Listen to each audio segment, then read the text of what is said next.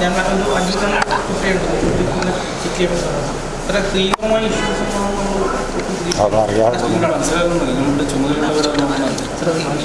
രാവിലെ കിട്ടിയത് രാവിലെ അന്നേരമാണ് മറ്റേ കോൺട്രാക്ടർ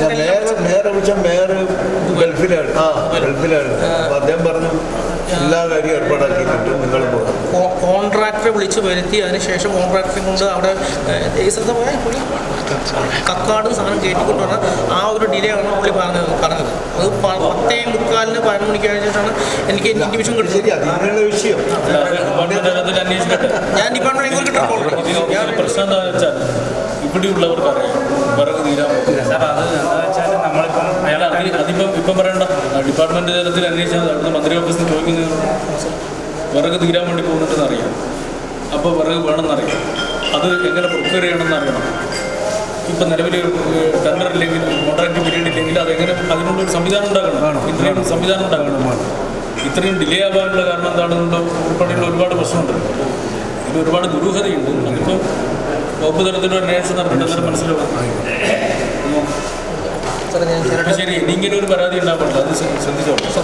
സെക്രട്ടറി ഗവൺമെൻറ് അന്നക്കൊക്കെ ഞാനിവിടെ 11 മണിക്ക് ബോഡിയിട്ട് നമ്മളെ തോട്ടടയിലെ കൗൺസിലർ കൃത്യമായി അവിടുന്ന് ഫ്രീ ആയി ചെയ്യാൻ സൗകര്യം ചെയ്തു. നമുക്കറിയില്ല ഇവിടെ വിറകുണ്ടോ ഇല്ലയോ നമുക്കറിയില്ല.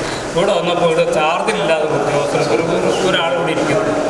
അയാൾ ചോദിച്ചപ്പോൾ എനിക്കൊരു ചാർജ് ചുമതലയൊന്നുമില്ല, ഞാൻ തൽക്കാലം ആരും ഇവിടെ വരുന്നവരൊന്നും ഇരിക്കുമെന്ന് പറഞ്ഞിട്ട്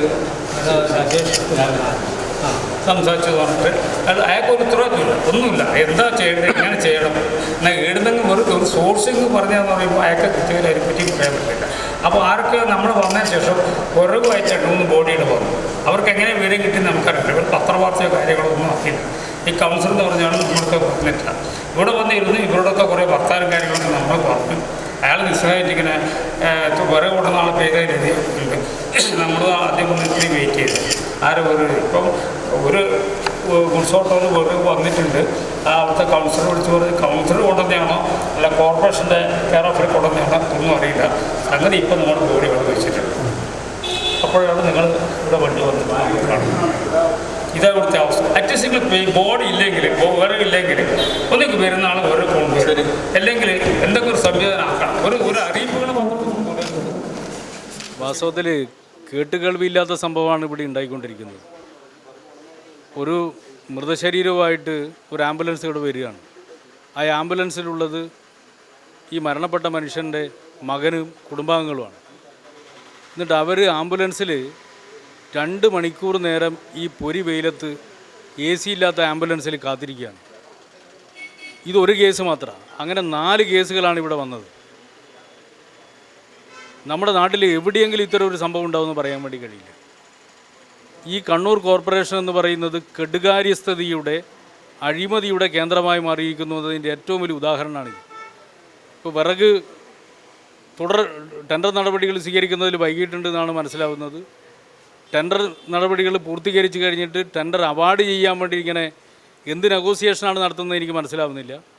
ഇപ്പം നിലവിൽ വിറക് വിതരണം ചെയ്യുന്ന ആളുമായിട്ട് താൽക്കാലികമായിട്ട് ഒരു അഗ്രിമെൻറ്റ് ഉണ്ടായിക്കൊണ്ട് തുടർ നടപടി സ്വീകരിക്കേണ്ടതായിരുന്നു. നേരത്തെ തന്നെ വിറകിനുള്ള ടെൻഡർ നടപടി നേരത്തെ വിതരണം ചെയ്യുന്ന ആളുടെ കാലാവധി കഴിയാൻ പോവാണ് എന്ന് മനസ്സിലാക്കിക്കൊണ്ട് മുൻകൂട്ടി ടെൻഡർ ചെയ്തിട്ട് നടപടി സ്വീകരിക്കേണ്ടായിരുന്നു. ഒന്നും ചെയ്തില്ല.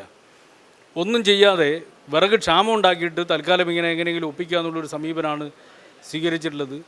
വളരെ വളരെ നിസ്സാരമായിട്ടുള്ളൊരു കാര്യമാണ്. ഇവിടെ ശവസംസ്കാരം നടത്തുമ്പോൾ വിറക് നൽകുക എന്നുള്ളത് ഏറ്റവും നിസ്സാരമായ കാര്യമാണ്. ആ നിസ്സാരമായ കാര്യത്തിൽ പോലും മറ്റെന്തെങ്കിലും താല്പര്യം സംരക്ഷിക്കാൻ വേണ്ടി കഴിയുമോ എന്ന് ചിന്തിക്കുന്ന ഒരു കോർപ്പറേഷൻ സംവിധാനമെന്ന് പറയുന്നത് നാടിന് അപമാനമാണ്. അങ്ങേയറ്റ ഗൗരവമുള്ള വിഷയമാണ്. അതുകൊണ്ട് തന്നെ ബഹുമാനപ്പെട്ട മന്ത്രിയുമായിട്ട് ഈ വിഷയം ഞാൻ സംസാരിച്ചിട്ടുണ്ട്. ഇത് സംബന്ധിച്ച് ഒരു അന്വേഷണം നടത്തണമെന്ന് ആവശ്യപ്പെട്ടിട്ടുണ്ട്. ഇങ്ങനെ ഒരു അനാവശ്യ പ്രതിസന്ധി ഉണ്ടാക്കി ഇവിടെ ഇത്രയധികം പ്രശ്നങ്ങൾ ഉണ്ടാക്കുന്നതിൻ്റെ പിന്നിൽ എന്തെങ്കിലും അജണ്ടയുണ്ടോ എന്ന് നോക്കാൻ വേണ്ടി ആവശ്യപ്പെട്ടിട്ടുണ്ട്. തീർച്ചയായിട്ടും ഈ ഒരു സംഭവം അങ്ങേയറ്റ ദൗർഭാഗ്യകരമാണ്. ശക്തമായിട്ടുള്ള പ്രതിഷേധം ഈ സംഭവത്തിൽ അറിയിക്കുകയാണ്.